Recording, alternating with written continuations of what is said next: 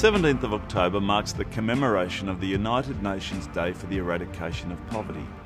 In the Archdiocese of Melbourne, we want to observe this through participation in an Australian campaign, Anti-Poverty Week. During that week, churches and community organisations are invited to create their own events that will either raise awareness of poverty or improve the community response to poverty at home or overseas. So what can we do about the reality of poverty in our midst? Well, one of the things we can do is to be aware of just who is suffering in our local community, our nation and the world.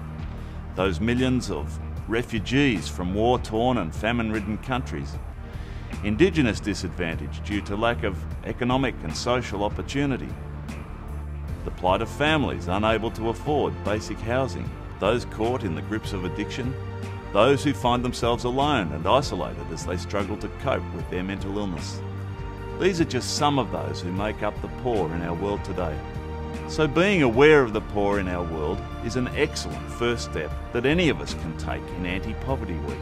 The Church and other community agencies are active in trying to alleviate the distress of poverty at the international level and at home through important works in developing communities, providing for those who are homeless, treating those who are addicted, and providing an education and other opportunities for those who are poor so that they can break out of the poverty cycle. In discovering what is being done to address the needs of those who are disadvantaged, you may even wish to make a direct contribution. Many agencies provide an opportunity for volunteers, and many will also welcome a cash donation so that you can join with them directly in assisting those who are in need.